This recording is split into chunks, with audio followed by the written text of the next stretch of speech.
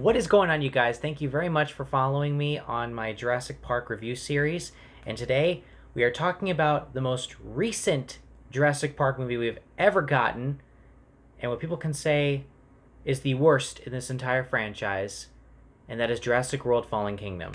This was a first time watch for me. I watched this thing last night because I did not see it when it came out. I wanted to, then I heard how bad the reviews were, and I kind of put it off, and I was like, you know what, maybe I won't see it. If people say it's that bad, I may not go check it out, even though I'm a huge Jurassic Park fan. I didn't hold any hopes for it, so I told myself, you know what, I probably won't see it yet. I'll wait a little bit, and then when I found out there was gonna be a new one, I'm like, okay, I gotta see it now because I gotta catch up with this franchise. So the basic plot of this movie is that there's an active volcano on Isla Nublar, and it's threatening to kill off all the dinosaurs. One person thinks the dinosaurs need to die, and everybody else thinks they need to live because weapons and money, stuff like that. Yeah, this is the worst in the franchise, in my opinion. That's probably not a surprise to anybody, whoever's watching this video. If you've seen Jurassic Park, you know this is either the worst one, or some people say Jurassic Park 3, but this is easily the worst in the franchise for me. I did not enjoy this movie as much as I would have liked to, but I'm going to get my positives out of the way because I only have two. Only two positives for this movie. For one, Jeff Goldblum. Yep, Jeff Goldblum's back. Loved him in the first two movies, and they brought him back here, and he's basically telling people that, hey, like, we need to let the dinosaurs get killed off by the volcano because they are a threat to our society and we can't have them around. Okay, that's smart. So basically, him giving his lectures on how dinosaurs are not meant to live is actually kind of heartwarming. I gotta be honest. Him and Alan Grant, those are the two characters I love seeing the most, and we are gonna see them again in Dominion, which, looking forward to that. Now, whenever he's talking in that lecture, it's only like 3 minutes in the beginning, and then you see him again during like the final minute of the end of the movie. That was very nice to see. I like seeing him on screen. Great actor, great character. And I will say that despite all the bad choices that are made in this film throughout, and believe me, I had to write notes. Like, I took notes based off of how many stuff I didn't like about it. This is all the stuff I did not like about the film. Yeah. So if I'm looking down, that's because I'm looking at my notes. So, anyway, I will say that despite all the stuff that's wrong with it, the film remains entertaining. Despite the fact that it could have been shorter. It could have been. This is like a 2 hour and 10 minute movie. This could have been an hour and 45 minutes long. It was a little bit too long for me, but it still remained entertaining. This isn't an unwatchable movie. It's not. Now with the stuff that did not work for me, and believe me, there's a lot of it. The obvious one, saving the dinosaurs. That's never a good decision. It's not. Like, the fact that they genetically modified dinosaurs to live in the current era, not a great decision to make. Not at all. Did not like that decision at all. And, like, they've made this decision to let dinosaurs live, and it did not pay off 4 times before. Why are they still doing it? It doesn't make any sense to me.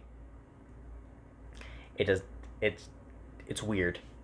I just don't see why people think that, oh yeah, gotta save the dinosaurs because they're living creatures. I'm like, they will kill you. Better chance they get. You might get, like, the herbivores may not eat you, but they will stomp on you maybe by accident. And then you're going to say, man, I wish I had not saved them. So, not a great decision in my mind. Some of the humor falls flat in this movie. Like, there are times where a character tries to be funny, and to be honest, he was very, very unfunny and unlikable. I wish that he had gotten... I wish that they didn't show him too much, and he was played by a guy named Justice Smith, who... He plays a guy named Franklin in this movie, and I gotta say, he was probably the most annoying character, because there's a scene where they're looking down, like, an empty sewer tunnel, and he's like, it's a T-Rex, it's a T-Rex, it's a T-Rex, it's a T-Rex, T-Rex, T-Rex, T-Rex, and I'm like, dude, shut up, shut up. It was so annoying for me to listen to. Like, I did not like that character whatsoever. Now, he is there till the end of the film, and I was just a little bit annoyed by him. Another one is that there was a scene in this film, and it's a very small scene. I had to write it down so I wouldn't forget it. But there's a scene in this film at the beginning, after Chris Pratt's character, he gets shot with a few tranquilizers, and now he's like paralyzed, and he's slowly getting up after he basically got licked awake by a triceratops, and then all of a sudden, in the next shot, there's lava everywhere. It's like it just appeared. It appears out of nowhere. I was like, wait, where did this come from? This wasn't even here. It wouldn't even be this close. Like if it was this close already, that dinosaur would not be there. So it didn't make sense to me. And the fact that he's trying to roll away can be suspenseful, but it gets so close to him that he would have been burned. He would have died. But yet he still lives. So it didn't make sense to me. It was very unrealistic. Yeah. You may want to be a little bit more realistic with your movie next time. And creating another modified dinosaur.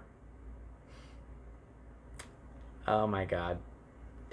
It's a new dinosaur that's like a new version of a velociraptor. And you would think that they would have learned their lesson from the previous movie to not do that again, but they do it again here. Made a new modified dinosaur, it gets people killed, and I'm willing to bet they're going to do another one in Dominion. And that's going to piss me off a little bit. And yeah. So I'm sure they did not learn their lesson. I'm sure they didn't. But not really a surprise to me. There is another character in this movie, and there are two things about her character that I did not like. And believe me, if you have seen this film, you know what I'm talking about. If you don't, then huge spoiler alert. But you've been warned. There's a scene where it's at the end of the film, and there's a bunch. The dinosaurs are trapped in like this little prison that they've kept them in, and there's this poisonous gas everywhere that's threatening to kill them. Now, if you think about it, this would be the perfect time for the humans to just let them die out because they can't live in the real world. And instead of Owen telling Bryce Dallas Howard's character that they should kill out, he's basically giving her a choice to be like, if you push that button, there's no going back. Meaning he's like, hey, choice is up to you. I'm like, dude, just tell her not to do it. Say, don't push that button. Don't you dare push that button. And she chooses not to push the button, but then the girl Macy, who is like the daughter of Hammond, I guess. Maybe. I could be wrong. It's daughter or granddaughter. Let me know in the comments which one it is. She ends up freeing the dinosaurs. And she was like, I had to. And I'm like, no, you didn't. You did not have to. You just killed you just probably killed another 100 people because these dinosaurs are now going to be out in the real world. It's so stupid and so out of left field. And here's the thing. It was not only out of left field for her to do that, but it was also not a huge surprise that she did it because I'm like, okay, someone's going to release them. And sure enough, it was her. And I'm like, wow, I really don't like you right now. Another thing about her character, and this is the big spoiler. She's actually a clone of Hammond's daughter, which is why he decided to genetically modify dinosaurs in the first place. Yeah, that's her character.